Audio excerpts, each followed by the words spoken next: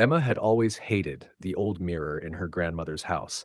It was massive, with an ornate gold-trimmed frame, and it took up nearly the entire wall in the upstairs hallway. The glass was warped, slightly discolored, as if time itself had stained it. Her grandmother had warned her never to touch it. "That mirror is old, older than you think," she had once said, her voice low, almost afraid. "Just leave it alone." Emma never really cared for superstitions, but there was something unsettling about it. The way it sometimes seemed too dark, the way it never quite captured her reflection perfectly.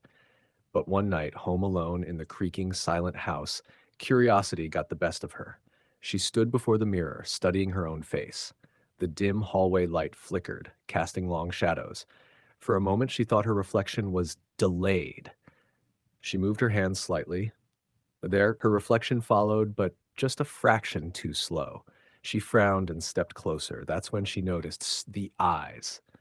Her reflection's eyes weren't quite hers. They were darker, almost hollow. Her stomach twisted. She reached out slowly, pressing her fingers against the cold glass. A hand reached back from inside. Emma yelped and stumbled backward.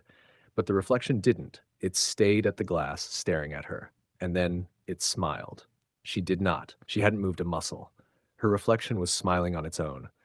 Emma's breath came in short gasps. The reflection slowly lifted its hand again, fingers stretching toward her, but on the wrong side of the glass. She turned to run. A hand clamped down on her shoulder. Her breath caught in her throat. Slowly, trembling, she turned back. Her reflection was gone, but something was standing behind her now. And as the light flickered again, she caught one last glimpse of the mirror and saw herself inside it, trapped, helpless, screaming, while the thing in the hallway, now wearing her face, simply walked away.